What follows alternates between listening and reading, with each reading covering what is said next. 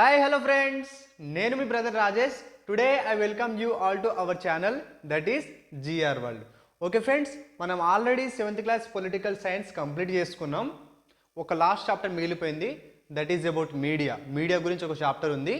అది కూడా రేపు ఎల్లుండి వచ్చేస్తుంది. అండ్ నేను ఒక కొత్త సిరీస్ని స్టార్ట్ చేస్తున్నా. ఆ సిరీస్లో ఏముంటుందంటే complete articles of Indian constitution. మన కాన్స్టిట్యూషన్లో ఉన్న కంప్లీట్ ఆర్టికల్స్ కంప్లీట్ చేద్దామని అనుకుంటున్నా. ఓకే, ఇవాళ ఆర్టికల్ నెంబర్ 1 గురించి మనం తెలుసుకోబోతున్నాం. We're going to know about article 1 of Indian constitution. Okay, before going to start I'm asking you one question. Why it is necessary to know rights of us? మన rights మనం తెలుసుకోవాలి. దాని necessity ఏంది? Okay, why it is necessary to know about our rights. ఒకవేళ మన rights గురించి మనం తెలుసుకోకపోతే మన లైఫ్లో ఎప్పుడైనా ఏదైనా అన్కాన్స్టిట్యూషనల్ వర్క్ నీకు జరిగితే, అంటే నీ రైట్స్ని ఎవరైనా వయలేట్ చేస్తే నువ్వు క్వశ్చన్ చేయలేవు. ఎందుకంటే నీకు నీ రైట్స్ ఏంటో తెలియవు.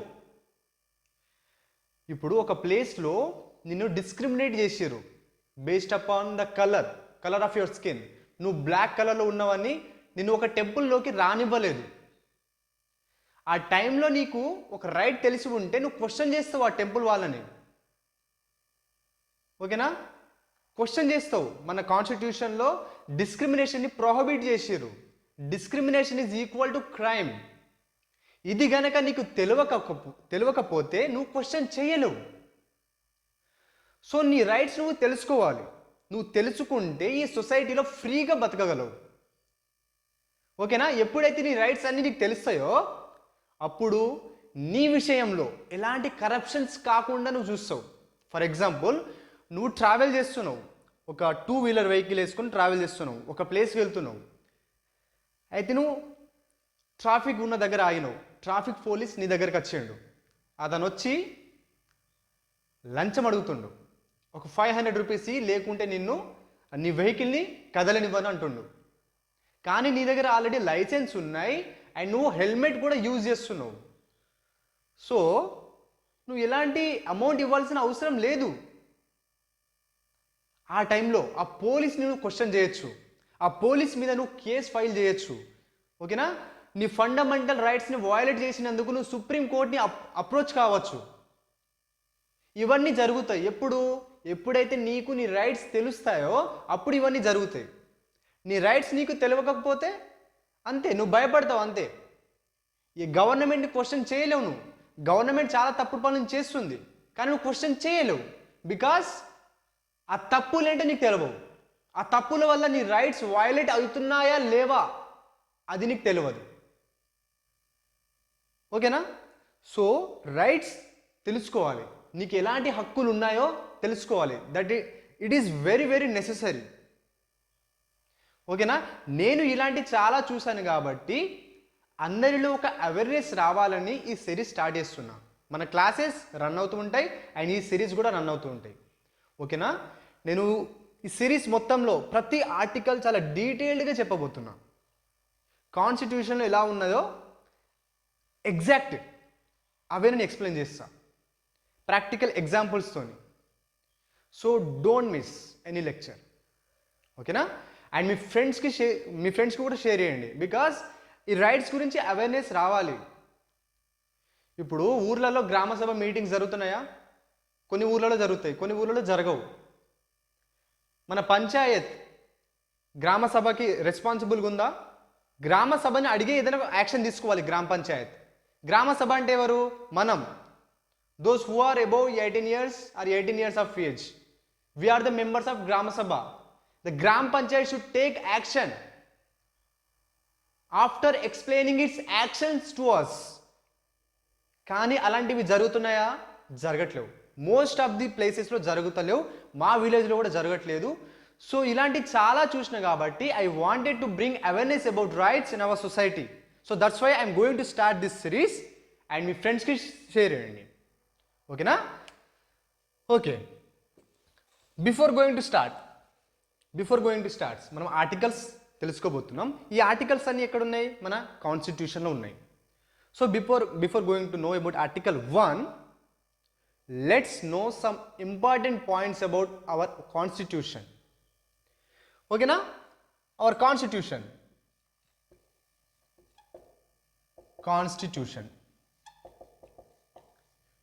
Our constitution is made by Constituent Assembly.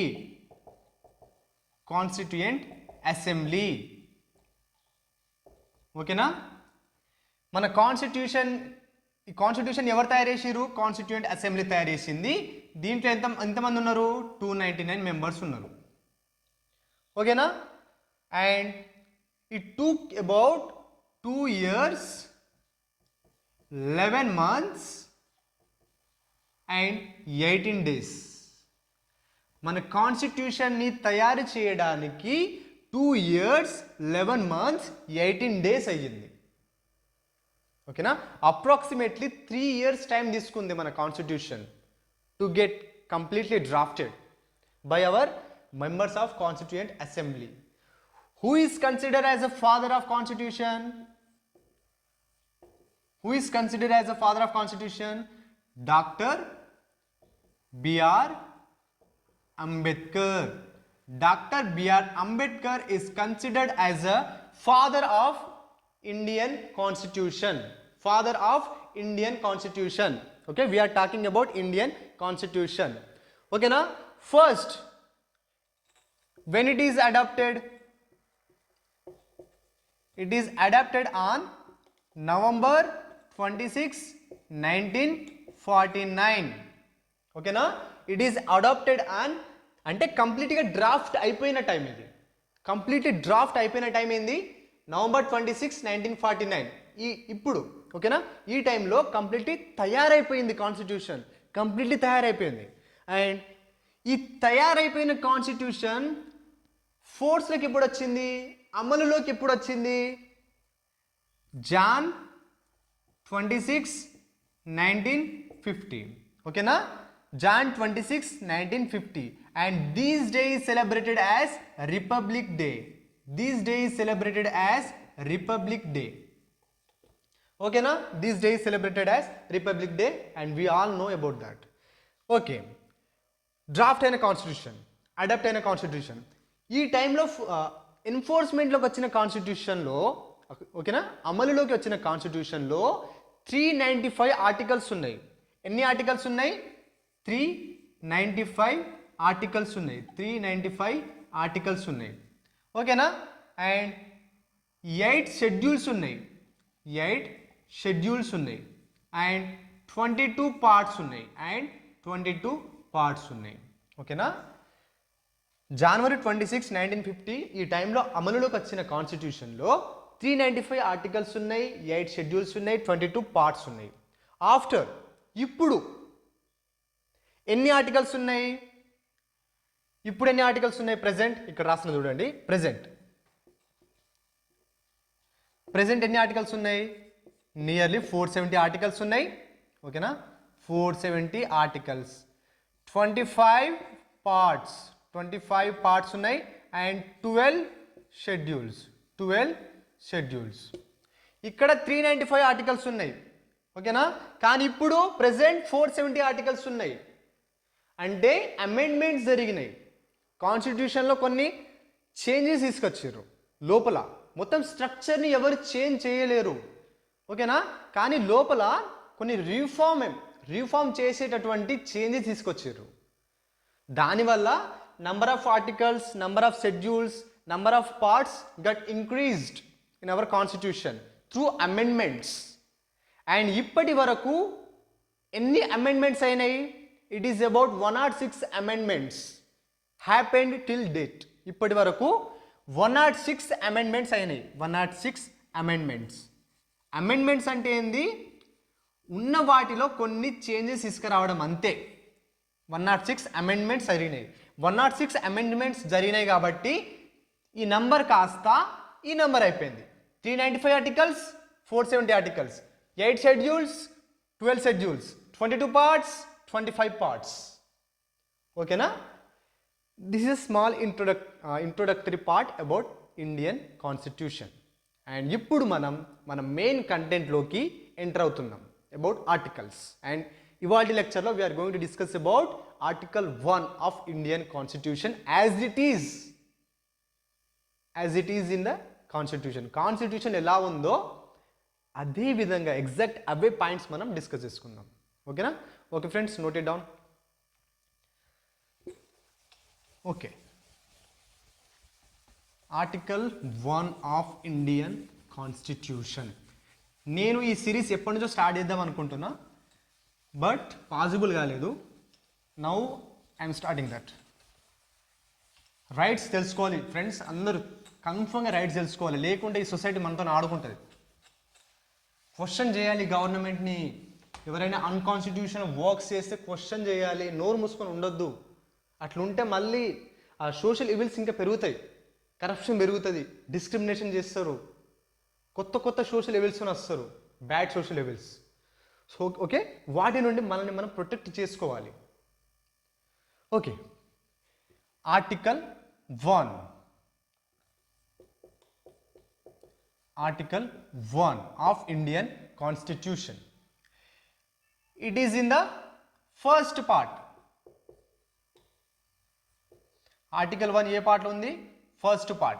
It is in the first part of Indian Constitution. First part says that about name and territories of India. Name and territories of India. ఓకేనా? Article 1 ఏ పార్ట్లో ఉంది? First పార్ట్లో ఉంది. First part ఏం చెప్తుంది? Name and territories of India. India దాని name and India లోపల ఉన్న టెరిటరీస్ యొక్క నేమ్ అండ్ టెరిటోరియల్ ఎక్స్టెంట్ గురించి ఆర్టికల్ 1 పార్ట్ 1 చెప్తుంది. ఓకేనా? ఆర్టికల్ 1 ఏం చెప్తుంది? India that is Bharat. India, that is Bharat, shall be a union of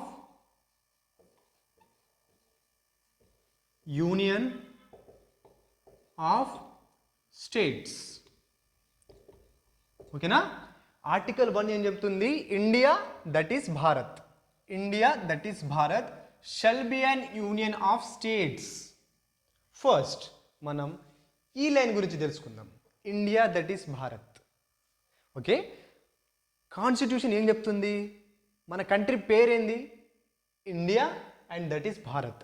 అంటే మన కంట్రీని మనం ఇండియా అనొచ్చు, భారత్ అనొచ్చు.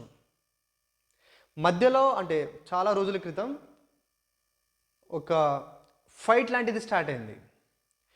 మన కంట్రీ పేరు ఇండియానే ఉండాలి, లేదు కొందరేమో భారత్ ఉండాలని చెప్పారు, కొందరేమో ఇండియా ఉండాలని చెప్పారు. నాకు అప్పుడు ఏమనిపించిందంటే, మీరు అసలు కాన్స్టిట్యూషన్ చదువుతున్నారా లేదా?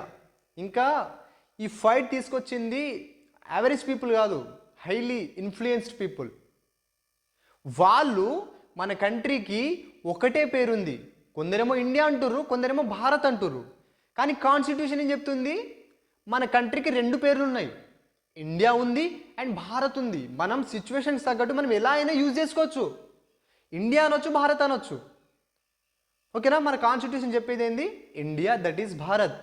We can use this as our name of our country. India and Bharat, India and Bharat. ఓకేనా? ఓకే, మన కంట్రీకి ఈ పేరు రావడానికి కాన్స్టిట్యూషన్ని డ్రాఫ్ట్ చేసేటప్పుడు, కాన్స్టిట్యూషన్ని తయారు చేసేటప్పుడు కొందరు ఏమన్నారంటే, మన కంట్రీకి ఇండియా అనే పేరు ఉండాలని కొందరు అన్నారు. ఇంకొందరు ఏమన్నారంటే భారత్ ఉండాలని అన్నారు.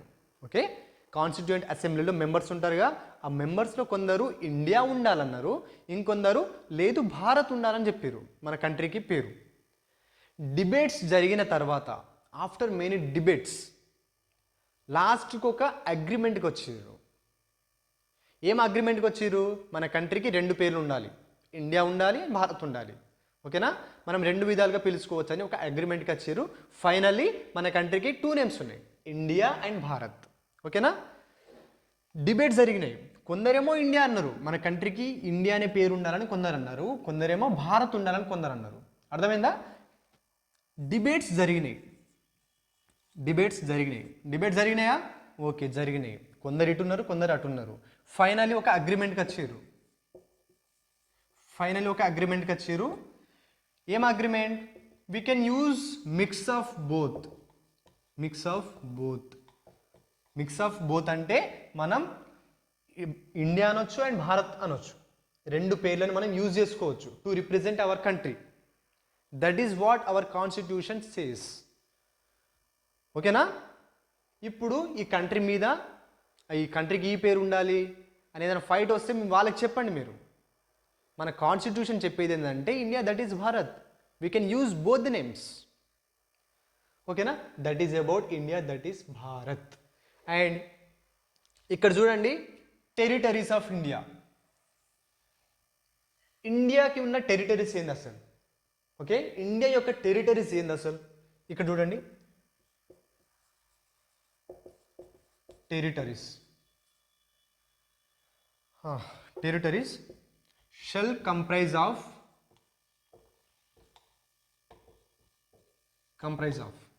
First one territories of state.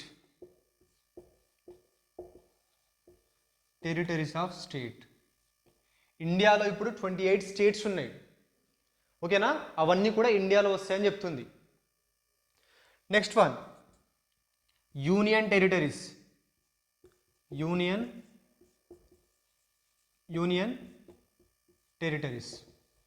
And third one any acquired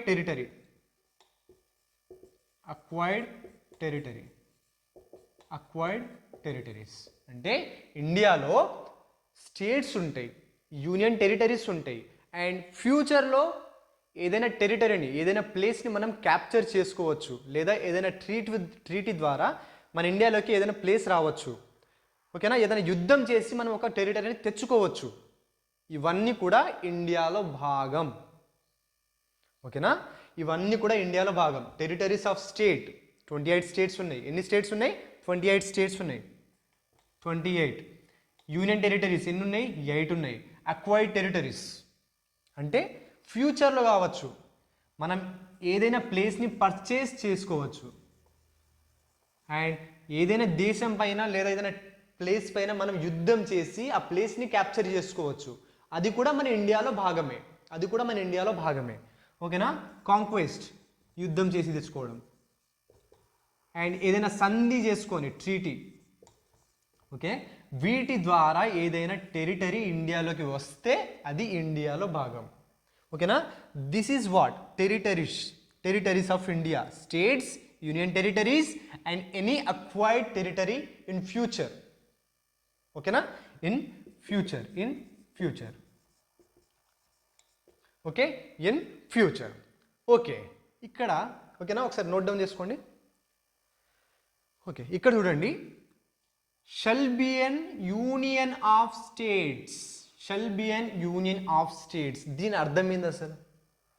union of states అంటే దీని అర్థం ఏంది? ఒక్కసారి ఆలోచించండి. మనం ఆలోచిస్తే ఇండియన్ పాలిటీ ఒక ఫెడరల్ పాలిటీ అంటే ఇండియాలో more than one level of government ఉంది. సెంట్రల్ గవర్నమెంట్ ఉంది, స్టేట్ గవర్నమెంట్ ఉంది, అండ్ లోకల్ గవర్నమెంట్ కూడా ఉంది. So Indian polity is an federal polity. ఓకేనా? Indian polity is a type of federal polity.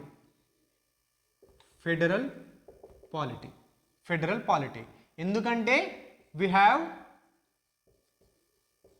more than one level of government. So Indian polity is considered as a federal polity. Then why can't we say that India is a federation of states? మనం ఎందుకు అనలేం మరి India ఒక federation of states అని ఎందుకు అనలేం?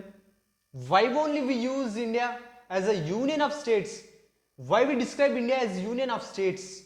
Why not federation of states? ఈ question రావాలి మైండ్లోకి. మనది federal polity, more than one level of government ఉంది కాబట్టి మనది ఫెడరల్ పాలిటీ. అదేవిధంగా మన ఇండియాని ఫెడరేషన్ ఆఫ్ స్టేట్స్ అనొచ్చుగా. Why only union of states? ఒక్కసారి ఆలోచించండి. Okay friends, note it down. ఇప్పుడు నేను అది ఎక్స్ప్లెయిన్ చేస్తా. Note it down. ఓకే దీనికి India is a union of states. Union of states, not federation of states. Federation of states, union of states and it is not a federation of states. దీనికి doctor BR Ambedkar గారు 2 reasons ఇచ్చారు. Why India is not a federation of states, why only India is a union of states, and BR Ambedkar given 2 reasons for this. ఆ 2 reasons ఏంటంటే, first one, India from the beginning it is an country. From the beginning it is a country. ఓకేనా, ఒక state లాగా లేదు India. From the beginning ఒక country లాగా ఉంది. ఆ కంట్రీ లోపల ప్రిన్స్లీ స్టేట్స్ ఉన్నాయి అండ్ చిన్న చిన్న ఏరియాస్ ఉన్నాయి. అమెరికా ఎట్లా? అమెరికా ఫామ్ అయింది ఎట్లా? కొన్ని స్టేట్స్ మధ్యలో ఒక అగ్రిమెంట్ అయిన తర్వాత ఈ స్టేట్స్ అన్ని కలిసి అమెరికా ఫామ్ అయింది. America formed by the agreement between different number of states. And India from the beginning it is a country. It is not formed by any agreement between the states. అర్థమైందా? From the beginning India ఒక country లాగా ఉంది, కానీ America states అన్ని కూడి America form అయింది. So America is a federation of states. America is a federation of states, but India is a union of states. ఇదొక రీజనా. ఇంకొక రీజన్ ఏంటంటే, ఫెడరేషన్ ఆఫ్ స్టేట్స్లో ఇప్పుడు అమెరికా ఫామ్ అయింది and America is a federation of states. దాంట్లో ఒక rule ఏముంటుందంటే, ఈ స్టేట్స్ వాటికి నచ్చినప్పుడు they can secede out of the country. ఆ కంట్రీ నుంచి వెళ్ళిపోవచ్చు, సెపరేట్ కావచ్చు. ఓకేనా, అమెరికా నుంచి ఒక స్టేట్ సెపరేట్ కావచ్చు వాటికి నచ్చినప్పుడు. When they want to get separated from the country they can. It is in the federation of states. But union of స్టేట్స్లో ఏ state can not be seceded from the country. Country నుంచి state separate కాదు. So for these 2 reasons India is described as union of states rather than federation of states. These 2 reasons are given by doctor BR Ambedkar sir. ఓకేనా, ఇక్కడ చూడండి 2 reasons. First reason ఏంటంటే, India not formed by any agreement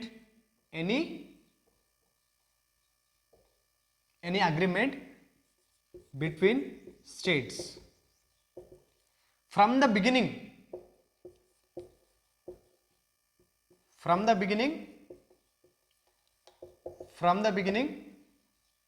India is a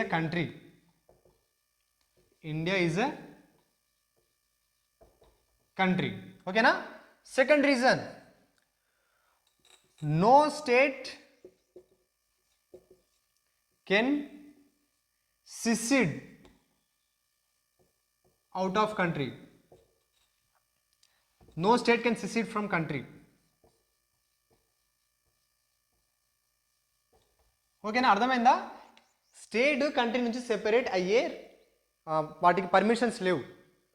and India is not formed by any agreement between the states. India from the beginning it is a country.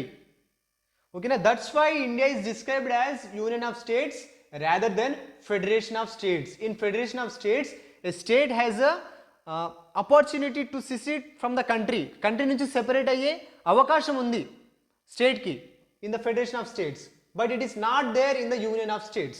That's why India is described as a union of states. That's why India described as a union of states. Okay friends? Okay. Territories of ఇండియాలో మనం three points చూసినాం. States ఉంటాయి, union territories ఉంటాయి and acquired territories ఉంటాయి. ఈ acquired టెరిటరీకి ఒక example ఏంది? Puducherry. Okay, Puducherry. This is a example of acquired territory. 1954లో ఏమైందంటే ఫ్రెంచ్ గవర్నమెంట్ పుదుచెరిని ఇండియాకి ఇచ్చేసి వెళ్ళిపోయింది and Puducherry is administered as acquired territory by central government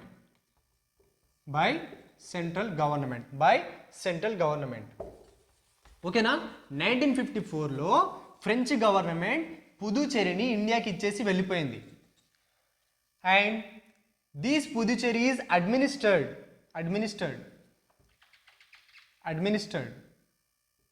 as acquired territory by central government. ఈ పుదుచెరిని ఒక అక్వైర్డ్ టెరిటరీ లాగా సెంట్రల్ గవర్నమెంట్ అడ్మినిస్టర్ చేసింది, పరిపాలించింది. And French government given ratification in December 1962. Ratification అంటే ఒక సిగ్నేచర్, అంటే కంప్లీట్గా ఇప్పుడు ఇండియాలో కలిసింది. ఎప్పుడు 1962 డిసెంబర్. ఇప్పుడు పుదుచెరి ఏమైపోయింది? యూనియన్ టెరిటరీ అయిపోయింది. And this union territory is administered by central government. ఓకేనా? This is an example of acquired territory. Puducherry 1954లో ఫ్రెంచ్ గవర్నమెంట్ మనకి ఇచ్చేసి వెళ్ళిపోయింది అండ్ సెంట్రల్ గవర్నమెంట్ దాన్ని పరిపాలించింది. ఓకేనా? అండ్ దానికి ఒక స్టేటస్ ఇవ్వలేదు, కానీ వీళ్ళు ఫ్రెంచ్ గవర్నమెంట్ వాళ్ళు ఒక రాటిఫికేషన్ ఇచ్చారు కంప్లీట్గా కలుపుకోమని. సో 1962 డిసెంబర్లో ఆ రాటిఫికేషన్ అయ్యింది. From then Puducherry is considered as one of the union territories of India. And union territories of India are directly ruled by central government. Okay na? They are directly ruled by central government. Okay, ikkada oka point chudandi. Union territories are directly ruled by central government, but states are not directly ruled. By central government. That is the difference between union territories and states. స్టేట్కి ఒక government ఉంటుంది, ఒక CM ఉంటాడు, ఒక governor ఉంటారు. Okay, they administer state and state has to follow central government's rules and regulation.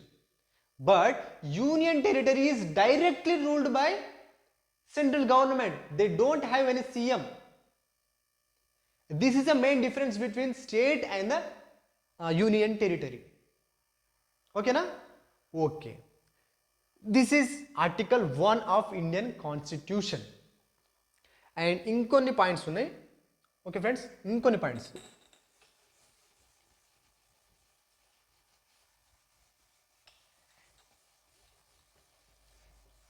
ఏంటంటే Indian కాన్స్టిట్యూషన్లో 21st part. ఈ పార్ట్ ఏం చేసిందంటే కొన్ని స్టేట్స్కి స్పెషల్ ప్రొవిజన్స్ ఇచ్చింది. ఓకేనా? కొన్ని స్టేట్స్కి స్పెషల్ ప్రొవిజన్స్ ఇచ్చింది. ఏ స్టేట్స్ అవి? Maharashtra, Gujarat and Assam, Nagaland and Manipur, Sikkim, Goa and Karnataka. ఈ స్టేట్స్కి కొన్ని స్పెషల్ ప్రొవిజన్స్ ఇచ్చింది and that is mentioned in 21st part of Indian constitution. And 5th and 6th schedule. ఈ షెడ్యూల్లో ఏముందంటే special provisions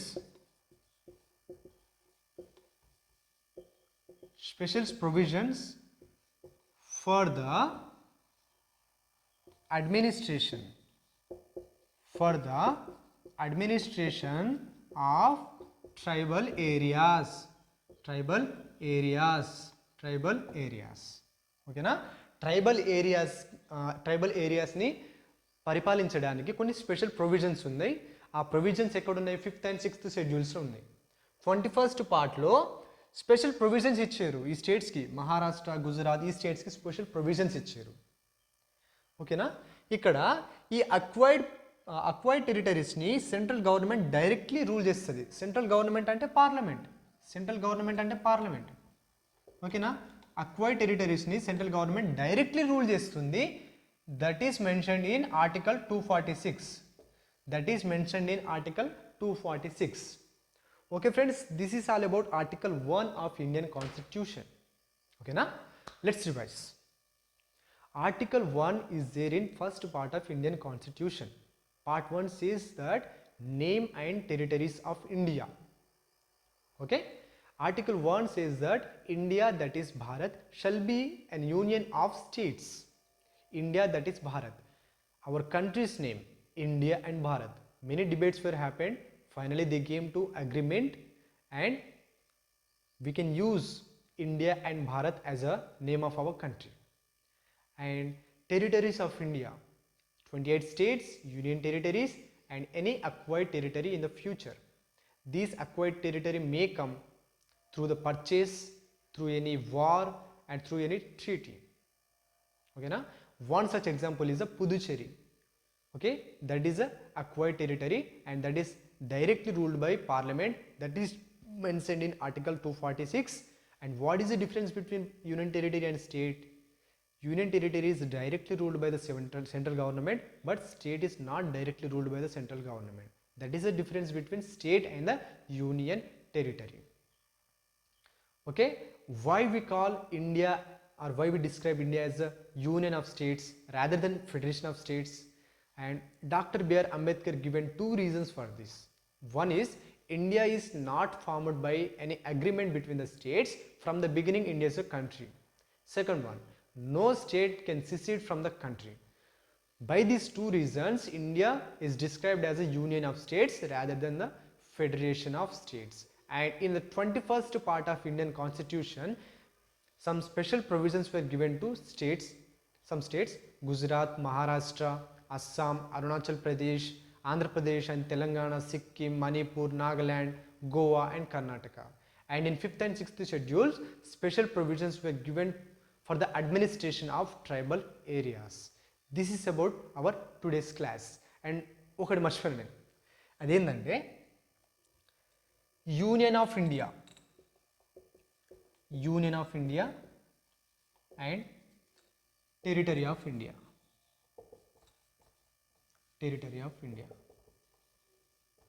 which one of these is greater? దీంట్లో గ్రేటర్ ఇది. యూనియన్ ఆఫ్ ఇండియాలో ఓన్లీ స్టేట్స్ వస్తాయి. ఎన్ని స్టేట్స్? 28 స్టేట్స్. కానీ టెరిటరీ ఆఫ్ ఇండియాలో 28 స్టేట్స్ వస్తాయి, 8 యూటీస్ వస్తాయి. ఓకేనా, 8 యూటీస్ అండ్ అక్వైర్డ్ టెరిటరీస్ ఇవన్నీ వస్తాయి. So territory of India is greater than union of India.